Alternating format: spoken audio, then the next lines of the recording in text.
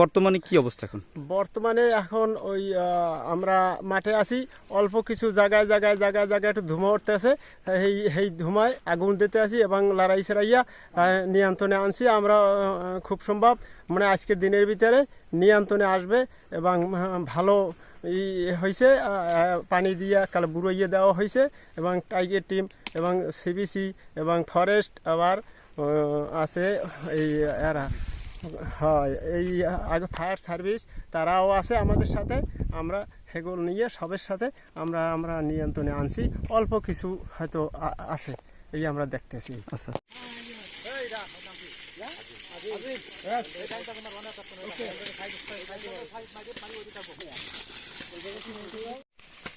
আমরা দেখতেছি আপনি হচ্ছে মানে আপনারা হচ্ছে আগুন নিয়ন্ত্রণে সেই প্রথম থেকে কাজ করছেন। জি জি জি। এখন সর্বশেষ কি খবর এই আগুন লাগা?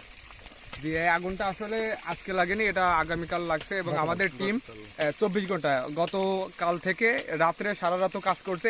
আমরা এখনো কাজ করতেছি।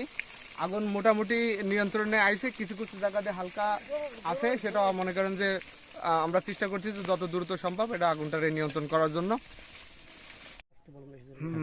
বর্তমান পরিস্থিতি আগুন নিয়ন্ত্রণে, অল্প সময়ের ভিতরে আগুন নিয়ন্ত্রণে চলে যাবে আশাবাদী। আমরা শনিবার 2টা থেকে পর্যন্ত জঙ্গলের ভিতরে আগুন নিয়োজিত আছি, সিপিসি, বিটিআরটি ও ফরেস্ট অ্যান্ড ফায়ার সার্ভিস। কিন্তু দুঃখ হলো আমরা নির্মশ্রী কোনো জায়গা আমাদের ঠাঁই নেই, না পোশাক, না কোনো হাতিয়ার, না কোনো লাঠি, না কোনো জুতা, না কোনো বুট। কিন্তু দুঃখ হলো গত বছর আগুন নিয়ে পেলাম, 8 দিন খাটলাম রাত দিন, আবার এই 3-4 দিন শুরু হয়ে গেছে, না খাইয়া জঙ্গলের ভিতরে ঘুরি, একটু পানি পাইলেও পারি বাসার থেকে পাঠায়। কিন্তু আমরা এখন আগুন নিয়ন্ত্রণে, এইটা আমরা বলতে পারি যে 1-2 ঘন্টার ভিতরে আগুন নিয়ন্ত্রণে চলে যাবে ইনশাল্লাহ, কোনো সবে না। আমি আল্লাহকে দোয়া করি কুদরতি বর্ষা হইলে আমাদের আগুনের সমস্যা থাকবে না।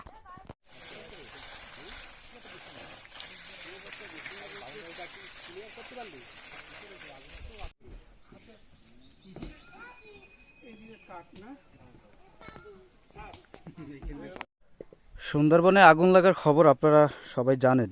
আসলে সুন্দরবনে আগুন লাগে কিভাবে, বিভিন্ন ধরনের প্রশ্ন কিন্তু থেকে যায়।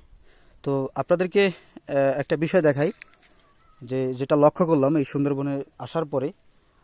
আপনারা দেখতে পাচ্ছেন যে এখান থেকে ফায়ার সার্ভিসের যে পাইপ রয়েছে সেটা দিয়ে হচ্ছে পানি নেওয়া হচ্ছে এবং তার পাশে দেখেন এই যে মহিষ, এই সুন্দরবনে মহিষ এবং হচ্ছে গরু এই বিচরণ করা হয়। এখানকার লোকজন কিন্তু এই সুন্দরবনের ভিতরে কিন্তু প্রবেশ করে। আপনারা দেখেন যে সুন্দরবনের ভিতরে যে এইগুলো হচ্ছে বন্ধ করতে হবে।